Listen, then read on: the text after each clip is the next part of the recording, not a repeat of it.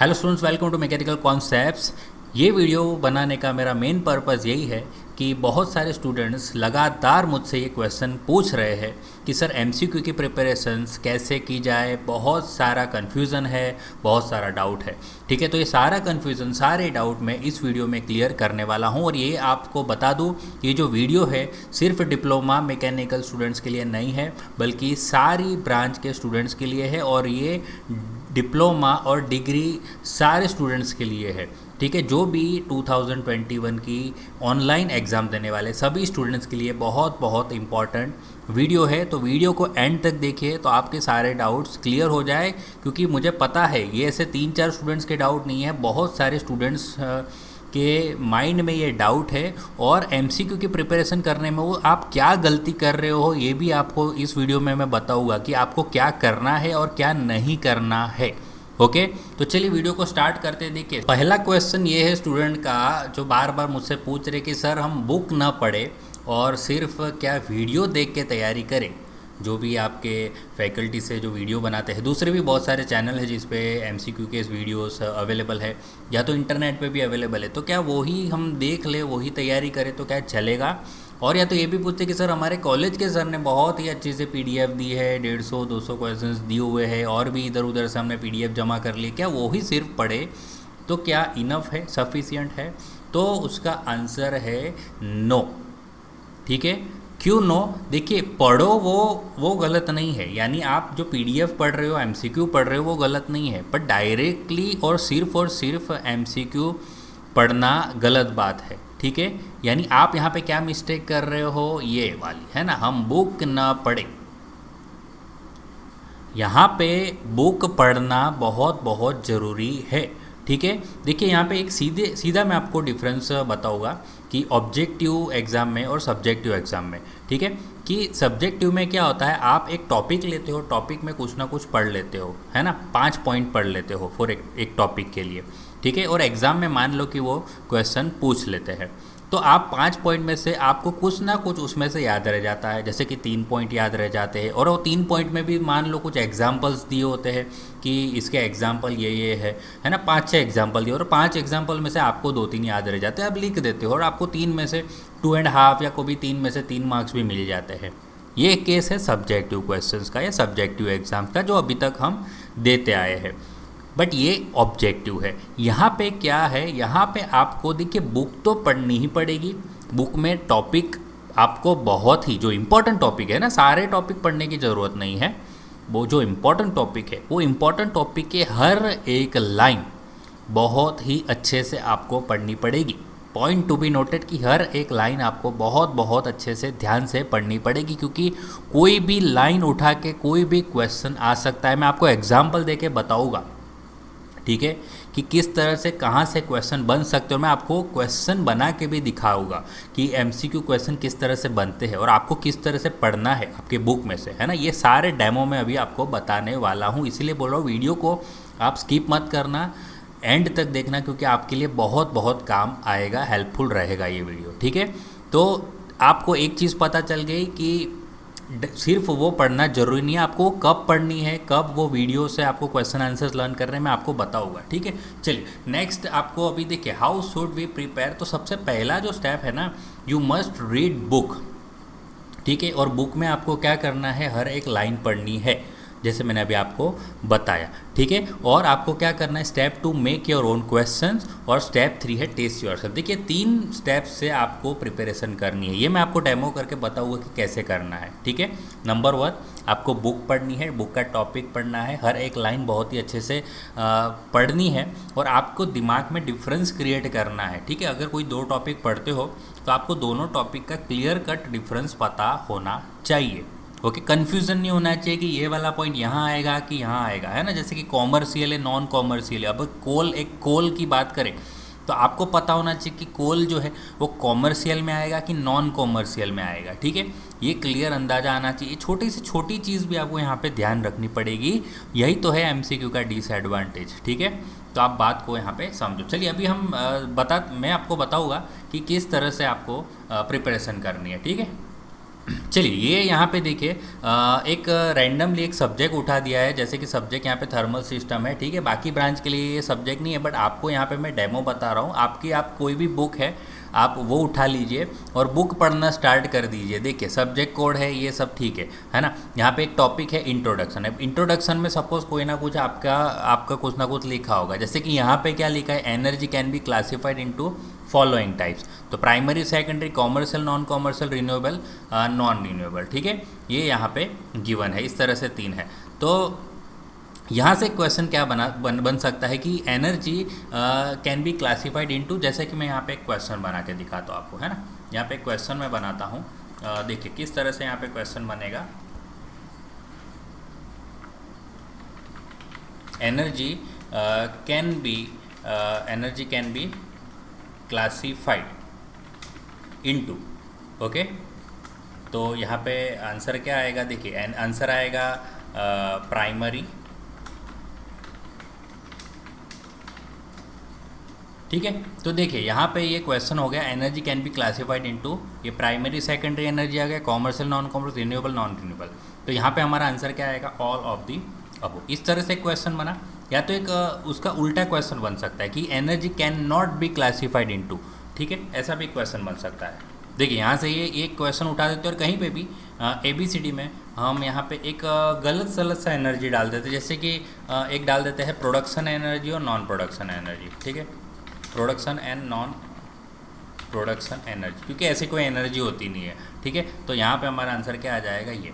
तो ठीक है, यहाँ पे क्वेश्चन क्या बना है, energy can not be classified into which of the following. तो देखिए ये जो सही आंसर ये रहे और एक गलत आंसर यहाँ पे मैंने अपने मन से बना दिया, ठीक है। तो इस तरह से ये MCQ बन रहे हैं, है ना। और भी देखिए यहाँ पे समझते हैं, देखिए कैसे है, प्राइमरी एनर्जी है और सेकेंडरी एनर्जी। यहाँ पे 2 एनर्जी फटाफट पड़ेगी और देखते हैं कि कौन से कितने क्वेश्चंस बन सकते हैं, आप सोच भी नहीं सकते। देखिए अभी तो energy sources that supply net energy are called primary sources, they are found और स्टोर्ड इन नेचर, ठीक है। तो यहाँ पे देखिए, यहाँ पे इसके भी क्वेश्चंस बने हुए। देखिए energy sources that supply net energy are called, यहाँ पे primary, secondary, commercial, non commercial, ठीक है।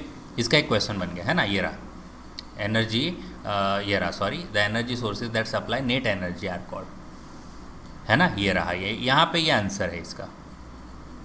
देखिए लिखा है दे आर फाउंड और स्टोर्ड इन नेचर। तो यहाँ पे क्वेश्चन क्या बन गया, energy sources that are found और स्टोर्ड इन नेचर कौन सा है, ठीक है। तो यहाँ पे आर करके ये इसके 4 ऑप्शंस दे दिए, तो इसमें से कौन सा आएगा, okay.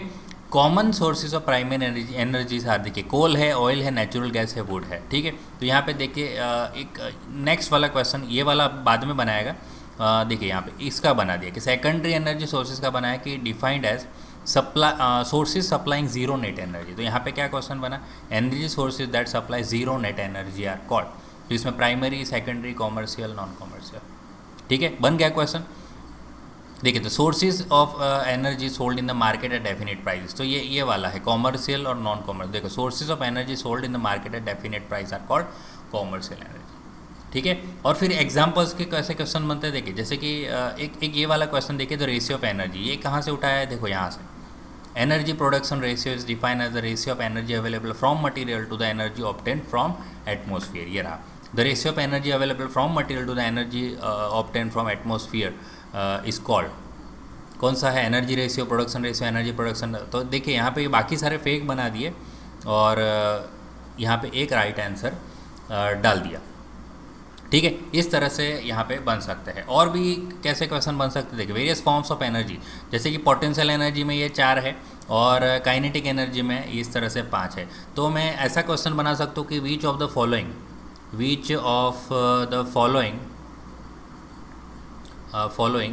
Is potential energy, is a potential energy, ऐसा क्वेश्चन बना दिया। और ऑप्शंस मैंने क्या दे दिया, देखिए ऑप्शंस मैं यहाँ से दे देता हूँ, तीन इसमें से दे देता हूँ और एक राइट आंसर यहाँ से उठा दूंगा, ठीक है। जैसे कि पहले मैं यहाँ पे थर्मल एनर्जी लिख दूंगा, थर्मल एनर्जी, मोशन एनर्जी लिख देता हूँ, ठीक है, मोशन एनर्जी। और एक ये राइट आंसर यहाँ पे डाल देते हैं, एक न्यूक्लियर एनर्जी, ठीक है, न्यूक्लियर एनर्जी। और यहाँ पे एक साउंड एनर्जी, ठीक है, साउंड एनर्जी। तो which of the following is potential energy, तो थर्मल, मोशन, न्यूक्लियर और साउंड। तो हमारा आंसर क्या आएगा, न्यूक्लियर आएगा, ठीक है। इसका मतलब यहाँ पे क्या करना पड़ेगा आपको, ये देखिए डिफ्रेंशिएट यहाँ पे करना है आपको, अपने दिमाग में क्लियर कैटेगरी बना देनी पड़ेगी जब आप पढ़ोगे। जैसे कि पोटेंशियल एनर्जी में केमिकल आएगा, न्यूक्लियर आएगा, स्टोर्ड मैकेनिकल और ग्रेविटेशनल आएगा। ये आपको दिमाग में फिट होना चाहिए, कन्फ्यूजन नहीं होना चाहिए कि ग्रेविटेशनल है तो पोटेंशियल में आएगा कि काइनेटिक में आएगा, साउंड एनर्जी है तो पोटेंशियल में आएगा कि काइनेटिक में आएगा, इलेक्ट्रिकल है तो कहाँ पे आएगा। ठीक है, तो फिर देखिए ये फर्स्ट स्टेप हमारा हो गया कि बुक को आपको हर एक ऐसे पॉइंट आपको पढ़ने पड़ेंगे, हर एक लाइन आपको यहाँ से बहुत ही ध्यान से पढ़नी पड़ेगी। ओके, यहाँ से कुछ भी स्किप नहीं करना है। इसके बाद आपको क्या करना है, यानी आपका पहला काम क्या है, आप ये वाला आपका पहला काम है, आप बुक पढ़िए, अच्छे से पढ़िए जो भी टॉपिक इंपॉर्टेंट है। ठीक है, मेक योर ओन क्वेश्चन, जैसे मैंने बनाया कुछ क्वेश्चन बनाना सीखो, जैसे कि coal oil, natural gas, wood are, ये किस में आएगा, प्राइमरी आएगी, कि आप अपने खुद से दिमाग से क्वेश्चन बनाइए। ओके, और उसके बाद लास्ट आपको क्या करना है, टेस्ट योर सेल्फ। अभी बोले ये कैसे करें, तो यही तो है, या आप बोल रहे हो कि सर हमारे सर ने PDF दी है, आपके वीडियो देखेंगे, तो ये सब आप क्या कर रहे हो, यानी आप अपने आप को टेस्ट कर रहे हो। पहले बुक पढ़ लीजिए, अपने हिसाब से अपने आप को क्वेश्चन करिए। चलिए सेकंड स्टेप अगर आपको नहीं करना है कि खुद से क्वेश्चन नहीं बनाना तो कोई बात नहीं, पर पहले बुक पढ़िए, कॉन्सेप्ट को क्लियर करिए।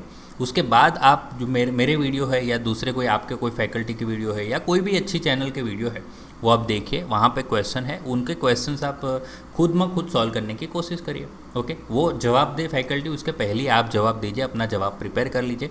और जो भी PDF आपके फैकल्टी आपसे शेयर कर रहे हैं उसमें भी आपको क्या करना है, आप पहले आंसर मत देखिए। ठीक है, आप आंसर मत देखिए और आप अपने हिसाब से आंसर दीजिए कि आपको सही आता है कि नहीं आता, कि आपका जो कन्फ्यूज़न आप तभी मिटेगा। अदरवाइज़ आप आंसर देख देख के पढ़ना स्टार्ट कर दोगे तो वैसे प्रिपरेशन आपकी होगी नहीं, और आप ये सारा डाउट आप कहाँ लेके जाओगे, एग्ज़ाम में लेके जाओगे। और एग्ज़ाम में डाउट लेके जाना ये सही बात नहीं है, फिर वहाँ पे मार्क्स आपको सेक्रीफाइस करने पड़ेंगे, है ना। अगर वहाँ कन्फ्यूज़न होगा तो फिर आपके चांसेस सही होने के कम हो जाएंगे। ठीक, तो इसीलिए बोल रहा हूँ कि आप खुद को टेस्ट करिए।